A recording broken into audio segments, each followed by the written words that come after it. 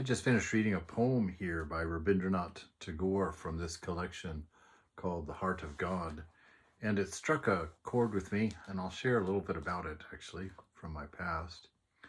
The name of the poem is Take, O Take, and it's a prayer from Tagore to the divine. Time after time I came to your gate with raised hands, asking for more and yet more.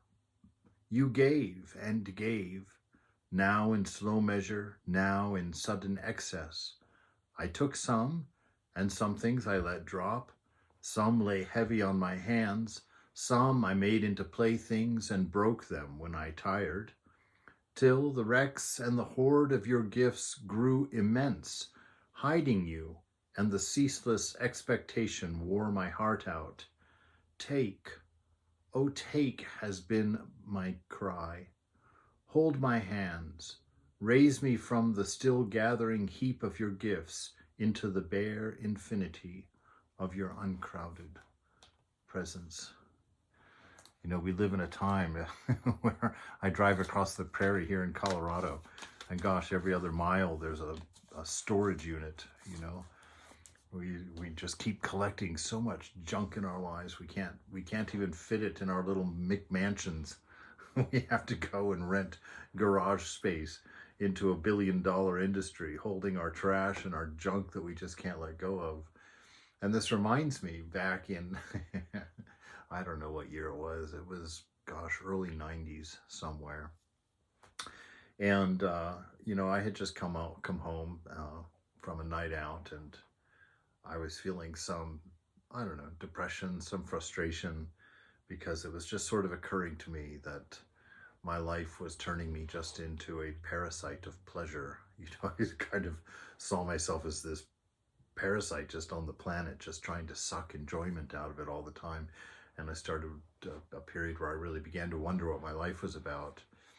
And when I got home, I was sitting there on the edge of my bed, and I was just kind of looking around, you know, and just kind of trying to figure out the puzzle. I had played by all the rules, you know. I'd grown up, I'd gone to college, I got a degree that was practical, that would make me a good living instead of going to theater school like I wanted to. And, you know, I graduated, I got my good job as a computer engineer, and in the 90s, that was a pretty good gig.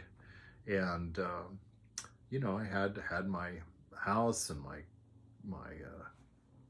car and all of those things around.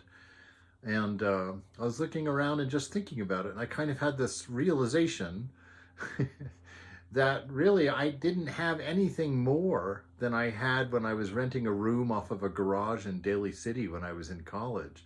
That really all that had happened in my life up until that point is everything that I owned had gotten bigger.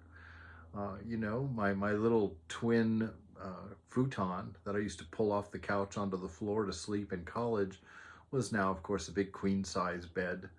My little room off of the garage was now a house on the hill in San Francisco, and my stereo system had gone from the little jam box that was sat in the corner on my end table to a giant, you know, 5-foot-high speakers, MB Quart with with all of the accompanying nonsense of that in my stereophile period. My television had grown from like this 10-inch black and white thing that I used to have in my room to this 27-inch Sony, actually it was a 32-inch Sony Trinitron. It was the biggest one you could buy. It took 4 grown men to carry that up the stairs into my house, just to give you a pointer of how televisions have changed.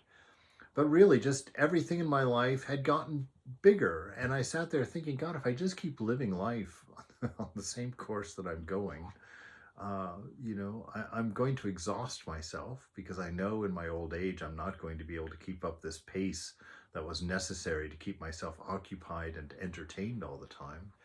And I knew that my stuff would just keep getting bigger. And, you know, now that I see these 65, 95-inch flat screens television, I'm like, I was exactly right. If I was still out there playing that same game, I'd have some 95-inch piece of nonsense hanging on my wall that really you don't enjoy watching any more than when you watch a movie on a 10-inch screen, black and white television. A movie's a movie. The story's the story. To think that you enjoy it more because of the size of the screen, I found for myself anyway, is nonsense. And really, that gathers on to the rest of life. You know, just having bigger stuff does not bring any more joy into your life. And having stuff doesn't bring any more joy into your life. You know, we would be the happiest people on the planet if it did. But I've traveled, you know, to places stricken in dire poverty where people own almost nothing, and found happier people than I find here. And that's not a guarantee either. It's not saying that poverty is the answer. But there is something more going on. And that's what I began my search for.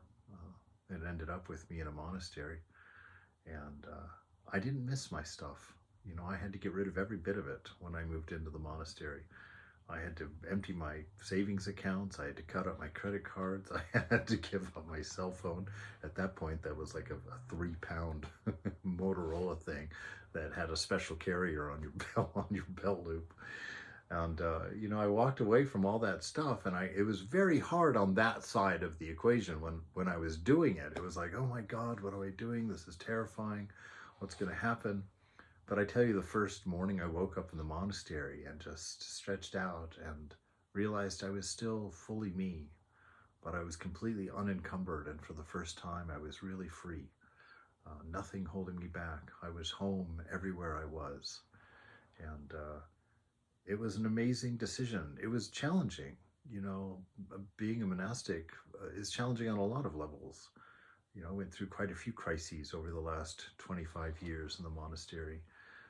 One of my greatest fears was about 6 years in, when I started realizing that my computer skills that I had paid for my computer degree were starting to get rusty and old, and that I was now had a 6-year-long hole in my resume. I was getting ready to turn 40. Actually, I was turning 41 after 6 years, but was sitting there looking at my life and thinking, oh boy, are you sure?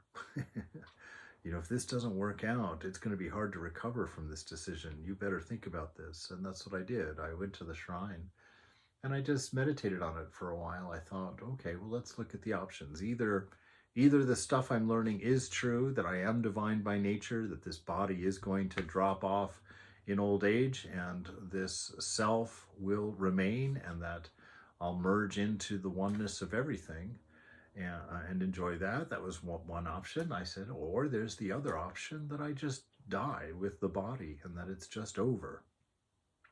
And I sat there and thought about it, and I thought, well, if I just die, right, and the body drops off and it's finished, curtain closes, then it doesn't matter how I live. And I thought, if it doesn't matter how I live, then this is a beautiful pursuit, to live for an ideal of pure love, an ideal of living for pure love, to becoming great at loving, you know, and that would be a worthy pursuit in life, regardless of whether there's a cherry on top at the end or not. And if there is a cherry on top at the end, groovy. I get to eat it. How wonderful is that? It really doesn't matter. What matters is the quality of the life that you live, and the things that seem to bring happiness, according to the sages that have asked that question for thousands and thousands of years, is to live a life of wisdom and a life of love, a life of unselfishness, a life of learning to expand your heart to care for others and to live for the well-being of others.